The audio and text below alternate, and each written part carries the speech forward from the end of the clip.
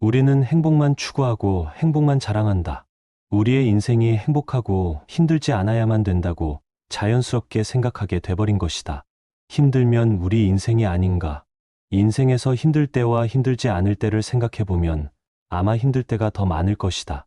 그러니 그 힘든 시간을 사랑하지 못하고 부정하려고만 한다면 나는 내 인생을 사랑하지 않는다 라는 뜻이 되어버리는 것이다. 누구나 인생을 살다 보면 불행을 겪는다. 게다가 가장 행복한 사람조차 때때로 불안한 밤을 보내곤 한다. 그러나 행복한 사람과 불행한 사람의 차이점은 그 불행을 어떻게 대처하느냐에 따라서 삶의 방향이 달라지는 것이다. 사람의 모든 불행은 혼자 있을 수 없는 것에서부터 생긴다. 세상엔 어디에나 모든 것에 파리떼같이 달려들어 아무 곳에나 들러붙는 수준 낮은 사람들이 있다. 그들이 그렇게 하는 것은 자신들의 무료함에서 벗어나기 위해서이거나 자신의 삶에서 부족한 부분, 즉 감정, 자존감, 즐거움, 만족감 등을 채우기 위함이다. 그러나 스스로 정신적인 따뜻함을 충분히 지닌 사람은 굳이 사람들 사이에 끼어들 필요가 없다. 스스로 사색하는 지적인 사람은 오히려 홀로 있는 생활을 통해 두 가지 이점을 얻는다. 첫째는 오로지 자기 자신과만 함께 한다는 것이고, 둘째는 타인과 함께 하지 않는다는 것이다. 모든 관계에는 억지로 해야 할 수밖에 없는 것, 불편함 등 여러 위험이 따른다는 것을 생각할 때 이 점들은 큰 가치가 있다. 관계를 맺는 것은 때로 도덕적으로 문제가 있거나 내게 손해 입힐 수 있는 사람과도 접촉하는 것이므로 위험한 일이기도 하다. 덜 사교적인 사람은 굳이 관계를 잘 맺기 위한 능력을 얻으려 하지 않아도 된다. 굳이 타인과 관계를 맺지 않아도 될 만큼 많은 것을 스스로 지니고 있다는 것만으로도 큰 복이다. 왜냐하면 우리가 겪는 거의 모든 고뇌와 불행은 관계로 인해 생기기 때문이다. 내면이 풍요로운 사람은 스스로 만족할 줄 안다. 내면의 풍요로움을 지닌 사람은 스스로 만족을 누릴 줄 알기 때문에 타인들과 관계를 맺기 위해 필요 이상의 희생을 굳이 치르지 않는다. 그런 사람은 자신을 부정하면서까지 사람들과 어울리는 것을 추구하지 않는다. 그와 반대로 평범한 보통 사람들은 지극히 관계지향적이며 수동적이다. 그런 사람들은 자기 자신을 참는 것보다 남을 참는 것이 더 쉽다. 세상에서는 정말로 가치 있는 것이 별로 중시되지 않으며 오히려 하찮은 것들이 중시되고 있다. 뛰어나고 탁월한 사람들이 은둔 생활을 하는 것을 보면 그런 사실이 입증된다. 스스로 옳은 철학을 가진 사람이라면 자신의 자유를 지키고 더 잘 누리기 위해서 자신의 욕구를 제한하고 자기 자신에게 깊이 만족하는 것이 진정한 삶이 지혜라는 걸 알 것이다. 현명한 사람은 적절한 거리를 둔다. 홀로 있는 것에 적막함을 견디지 못하는 사람들이 있다. 나는 그런 사람들에게 사회에 나가서도 어느 정도 고독이라는 습관을 가지라고 권하고 싶다. 그리고 자신의 생각을 타인에게 곧바로 이야기하지 말라고 충고하고 싶다. 타인에게 너그럽게 대하고 용납하는 습관을 익히기 위해서는 무심한 태도를 갖는 것이 가장 확실한 방법이다. 그렇게 하면 그들과 함께 있으면서도 한편으론 완전히 그들과 함께 있지 않을 수 있어서 세상에 대해 완전히 객관적인 태도를 취할 수 있다. 그러면 타인들과 너무 가까이 하지 않아도 되고, 그럼으로써 마음이 혼란스러워지거나 상처를 받는 일도 줄어들 것이다. 세상은 불에 비유할 수도 있다. 현명한 사람은 불을 줄 때 적절한 거리를 두지만 어리석은 사람은 손을 불에 직접 집어넣어 화상을 입은 다음에야 고독이라는 차가운 곳으로 도망쳐 손이 타고 있다고 한탄한다. 외적인 빈곤함은 내적인 빈곤으로부터 시작된다. 사람은 자신의 궁핍을 극복해낸 후에도 여전히 궁핍함으로 어려움을 겪는 다른 사람들처럼 곧 다시 불행함을 느낀다. 그건 바로 내면의 공허함과 의식의 빈약함, 정신의 빈곤함 때문이며, 그렇기 때문에 사람은 자신과 비슷한 부류의 사람들과 계속 어울리게 된다. 결국 유유상종이 되는 것이다. 사람들은 외적인 자극을 통해 내적인 만족을 획득하려고 노력하지만 그래봐야 소용없다. 내적으로 궁핍한 것이 결국 외적인 궁핍도 초래하는 것이다. 세상에서 가장 중요한 것은 그 사람 자신을 이루고 있는 것이다. 언제나 그와 함께하며 따라다니는 것은 아무도 그에게 새로 줄 수도 빼앗아 갈 수도 없는 것. 그것이야말로 그가 획득하고 가질 수 있는 모든 것보다 중요한 것이다. 또한 그것이야말로 남의 눈에 비친 자신의 모습보다 훨씬 더 중요하다. 세상에는 불필요한 것이 너무 많다. 책이 있는 사람은 혼자 있을 때도 자신의 사고와 상상력으로 커다란 즐거움을 얻을 수 있지만 둔감한 사람은 차교나 연극, 여행이나 오락을 계속 즐기면서도 지루함을 견디지 못해 고통스러워한다. 선하고 온화하며 부드러운 인격을 지닌 사람은 궁핍한 상황에서도 만족할 줄 알지만 탐욕스럽고 시기심이 많으며 악한 성격을 지닌 사람은 아무리 소유해도 만족할 줄 모른다. 비범하고 정신적으로 탁월한 인격을 한결같이 지니고 있는 사람에게는 보통 사람들이 추구하는 향락의 대부분이 불필요하고 거추장스러우며 성가신 것일 뿐이다. 긍정적이고 유쾌한 사람은 행복하다. 내면에 지니고 있는 모든 자산 중에서 가장 직접적으로 우리를 행복하게 해주는 것은 긍정적이고 유쾌한 마음이다. 긍정적이고 유쾌한 마음은 즉각 보답을 해주기 때문이다. 그건 다른 어떤 것으로도 대체할 수 없다. 그래서 어떤 사람이 행복한지 판단하려면 그가 긍정적이고 유쾌한지 알아보아야 한다.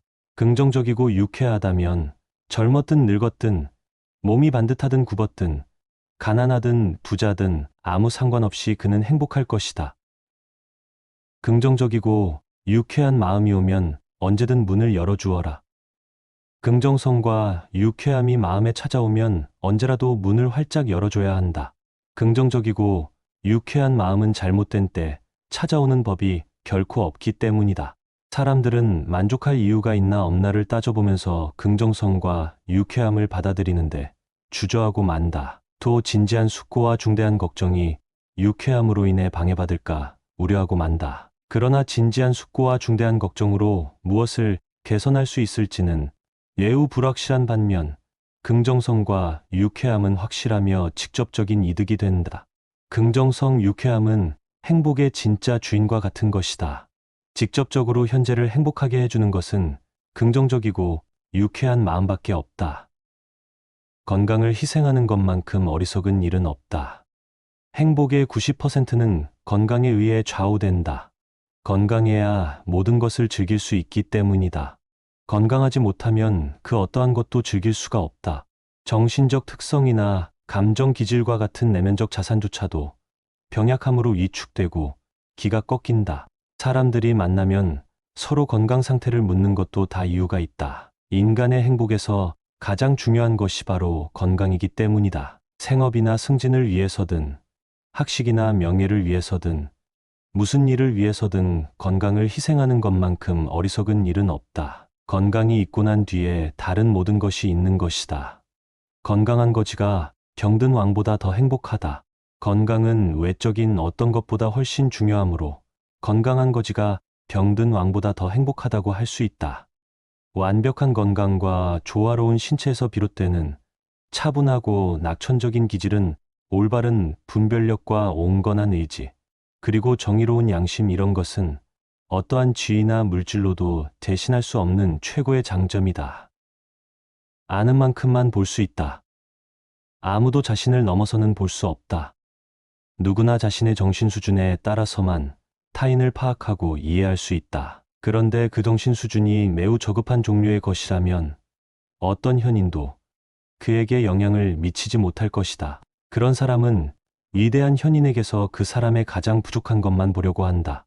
그가 지닌 모든 약점과 성격의 결함밖에 감지하지 못하기 때문에 그 사람을 그런 인물로 판단할 것이다. 장님에게는 색이 존재하지 않는 것처럼 자신에게는 그 사람이 지닌 좀 더 높은 정신적 재능이 존재하지 않는 것이다.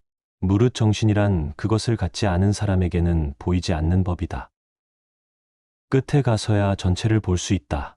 나그네가 언덕에 다다라서야 비로소 자기가 걸어왔던 온갖 굽은 길들을 알 수 있게 되는 것처럼 우리도 인생의 끝에 가서야 비로소 자신이 쌓은 업적과 결과의 참된 연관성을 알게 되고 그것들의 가치를 제대로 인식할 수 있다. 우리는 매 순간마다 지금 이 시점에 가장 옳고 적절하다고 생각되는 일을 선택하면서 행동하고 있을 뿐이다. 하지만 결과를 보아야만 일이 어떻게 진행되었는지 알 수 있고 전체적인 연관성을 되돌아보고서야 그것이 어떤 방법으로 일어났는지를 제대로 깨달을 수 있다.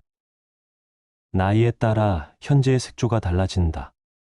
우리는 평생에 걸쳐 현재만을 소유할 수 있을 뿐이다. 그런데 같은 현재이면서도 다른 점은 젊은 시절에는 우리 눈앞에 긴 미래가 펼쳐져 있지만 인생의 마지막이 되면 긴 과거가 우리 뒤에 있다는 사실이다. 우리의 눈은 젊은 시절에는 펼쳐진 미래를 보는 눈이고 마지막 시절에는 걸어온 과거를 보는 눈이다.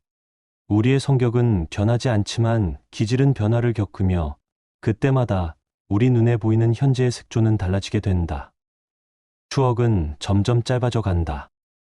나이를 먹을수록 중요하지 않은 일들이 점점 더 많아진다. 즉, 나중에 되돌아 생각해 볼 가치가 있다고 여겨지는 일들이 줄어드는 것이다. 반추하지 않으면 망각되고 점점 흔적도 남지 않게 된다. 더구나 불쾌했던 일들은 기억하고 싶어 하지 않는 게 사람의 본능이다. 허영심에 상처를 주는 일 또한 마찬가지다. 그런데 전혀 잘못한 것이 없는데도 고통을 당하는 경우는 별로 없기 때문에 대부분의 일은 허영심에 상처를 준다고 할 수 있다. 우리의 추억이 그토록 짧아지는 이유는 이렇게 두 가지 방식으로 추억이 떨어져 나가기 때문이다. 50세 전후의 걸작이 탄생한다. 청년기에 얻는 지식은 대부분 불완전하고 단편적인 것에 불과하다. 하지만 나이가 들어가면서 인생의 자연스러운 과정을 알게 되고 젊었을 때와 달리 인생의 입구 쪽에서뿐만 아니라 출구 쪽에서도 굽어봄으로써 그 무상함을 완전히 인식하기 때문에 완전하고도 적당한 표상을 얻게 된다. 청년기에는 구상 능력이 뛰어나므로 얼마 안 되는 지식으로도 많은 것을 만들어낼 수가 있는 반면 노년기에는 판단력과 철저함이 뛰어나다. 따라서 청년기에 이미 독자적인 인식과 독창적인 견해를 모아두었다 하더라도 나이가 들어서야 비로소 자신이 지닌 것들을 자유자재로 다룰 수가 있다. 대부분의 뛰어난 문필가들이 50살 전후에 걸작을 발표하는 것도 그 때문이다. 정신을 가꾸지 않는 사람은 무료해진다. 흔히 사람들은 질병과 무료함이 노년기의 숙명이라고 말한다. 하지만 질병이 노년기의 본질은 아니다. 특히 장수하는 경우에는 더 그런 경우가 많다. 나이가 들수록 건강과 병이 같이 커지기 때문이다. 그리고 노년기는 청년기보다 무료함에 빠질 위험이 더 적다. 노년기에는 물론 고독해지기는 하지만 고독의 무료함이 반드시 따르는 것은 아니다. 감각적이고 사교적인 향락만 즐겼던 사람, 정신을 가꾸지 않았던 사람만 무료해질 뿐이다. 고령이 되면 정신력도 감퇴하지만 원래 그것이 풍부했던 사람은 무료함을 퇴치할 정도의 정신력은 아직 충분히 갖고 있을 것이다. 나이가 들수록 경험과 숙고에 의한 올바른 통찰력은 커지고 판단력은 날카로워지며 모든 연관성이 명백히 파악된다. 그렇게 되면 축적된 인식으로 자신의 내적 도약에 힘쓰게 된다. 현재에 몰입하라. 인간과 비교해 볼 때 동물은 현재에 온전히 몰입한다는 점에서 어쩌면 더 현명한지도 모른다. 동물은 현재의 화신이다. 그래서 우리 인간은 평화로워 보이는 동물을 보면서 걱정으로 불안에 시달리며 만족을 얻지 못하는 자신을 부끄럽게 여기기도 한다.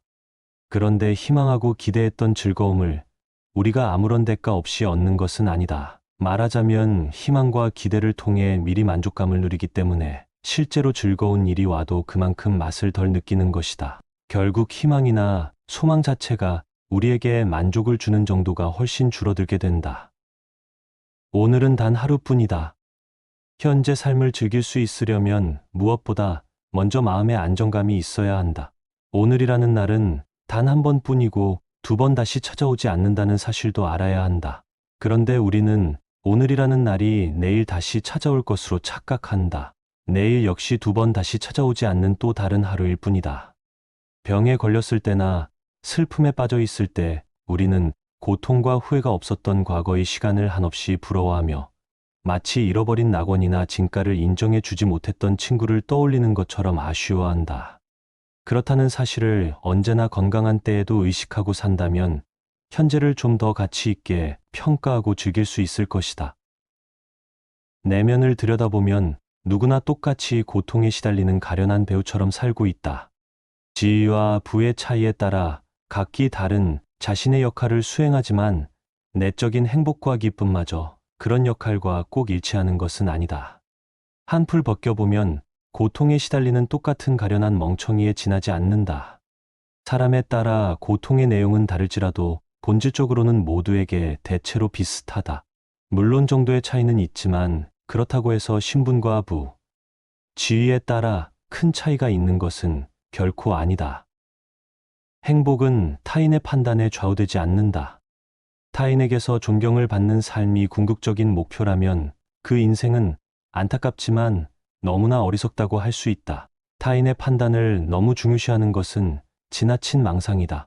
이러한 망상은 우리의 본성에도 뿌리박고 있지만 사회와 문명의 변화 속에서도 생겨났을 것이다. 그러한 망상은 우리의 행위 전체에 엄청난 영향을 미치고 우리의 행복에 해로운 영향을 미친다.